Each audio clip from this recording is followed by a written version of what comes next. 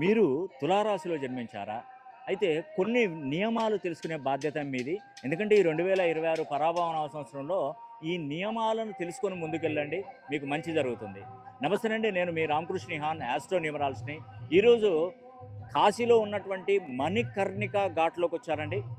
ఈ ఘాట్లో ఉండి నేను ఈ వీడియో చేస్తున్నాను. ముఖ్యంగా తులారాశిలో పుట్టినటువంటి వారు ఇంటికి ప్రథమ సంతానం గానీ, తృతీయ సంతానం గానీ అయి ఉండకూడదు. రెండో పాయింట్.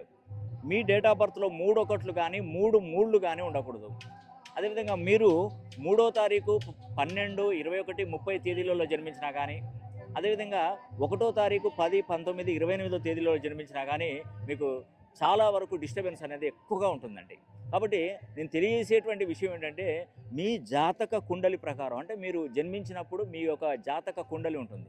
ఆ కుండలిలో ఉన్నటువంటి విషయాలు మనం తెలుసుకోవాలి. ఏంటంటే ఏ ఏ గ్రహాలు, ముఖ్యంగా గురువు కానీ, శనీశ్వరుడు కానీ ఎక్కడున్నాడు, ఏ స్థానంలో ఉన్నాడు, మీకు సప్తమ స్థానం ఏం చెప్పబడుతుంది, చతుర్థ స్థానం ఏం చూస్తుంది, పంచమాధిపతి ఎవరు, నవమ స్థానంలో ఎవరున్నారు, ఇవన్నీ జాతక కుండలిని ప్రకారం అనుసరించి మన పేరు మనం 270 డిగ్రీస్ పైన ప్రోగ్రామ్ చేసుకోవాలి. 270 డిగ్రీస్ పైన కనుక ప్రోగ్రామ్ చేసుకోగలిగితే ఖచ్చితమైనటువంటి ఫలితాలు వస్తాయి. ఎందుకంటే మనకు ఫ్రీక్వెన్సీ కావాలి. ఆ ఫ్రీక్వెన్సీ అనేది కూడా ఆ యొక్క యూనివర్స్ ఇస్తుంది మనకి. అంటే ఒక విధంగా మనం ఏదైతే కోరుకుంటామో అది పాజిటివ్గా స్పందించి మనకు అందిస్తుందండి. కాబట్టి ఆ యూనివర్స్ని మనం అడిగేది ఏంటంటే మనకు పాజిటివ్ ఎనర్జీ. ఆ పాజిటివ్ ఎనర్జీని పెంచుకోవాలంటే మన పేరు సరైన డిగ్రీస్ ఫ్రీక్వెన్సీని కలిగి ఉండాలి.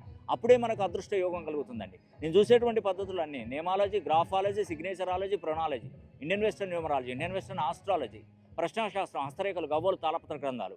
నేను ఒకటి చెప్తున్నానండి, నా దగ్గర అపాయింట్మెంట్ తీసుకోవాలనుకుంటే మీకు నెలల తరబడి ఇబ్బంది పడుతున్నారు, ఫోన్లో కరెక్ట్గా రెస్పాండ్ అవ్వట్లేదు, మిమ్మల్ని కలవడానికి ఇబ్బంది పడుతున్నాం, అపాయింట్మెంట్లు దొరకట్లేదు, ఇవన్నీ కూడా మీరు ఎప్పుడైతే మీకు కరెక్ట్గా ఆ యూనివర్స్ని ఎలా అయితే మీరు కనెక్ట్ అవుతారో అప్పుడు పాజిటివ్ రిజల్ట్ వచ్చినప్పుడు ఖచ్చితంగా మీరు నా దగ్గరకు వచ్చి కలుస్తారండి. ఏదైనా కూడా నేను ఈ మణికర్ణిక ఘాట్ కాశీలో ఉండి పవిత్రమైనటువంటి ప్లేస్లో ఉండి చెప్తున్నానండి, మీకు ఎప్పుడు ప్రాప్తం కలుగుతుందంటే ఆ భగవంతుడు ఆశీస్సులు కల్పిస్తాడు చూసారా, అప్పుడే మీరు నా దగ్గరకు వచ్చి కలుస్తారండి. అది మాత్రం నాకు నమ్మకం. ఎందుకంటే నేను ఎలాంటి దురుద్దేశం, ఎలాంటి స్వార్థం లేకుండా నేను నా జీవన విధానాన్ని కొనసాగిస్తున్నాను. నేను మొన్న 19వ తారీఖు 18వ తారీఖునే 12 జ్యోతిర్లింగాల దర్శనం చేసి 9 స్టేట్లు తిరిగానండి. 9 స్టేట్లలో ఉన్నటువంటి పుణ్యక్షేత్రాలను దర్శించుకుంటూ నేను వస్తున్నానండి. కాబట్టి ఎప్పుడు సదా మీ సేవలో మీకు ఏదైనా కష్టం రావాలన్నా కూడా ఆ కష్టం నన్ను దాటుకొని రావాలి. ఏదైనా కూడా నేను కరెక్షన్ ఇచ్చినటువంటి వారికి ఆ భగవంతుడు ఎప్పుడు కూడా శ్రీరామ రక్షగా ఉంటాడని కూడా నేను తెలియజేస్తూ సెలవు తీసుకుంటున్నాను. హర హర మహాదేవ, శంభో శంకర.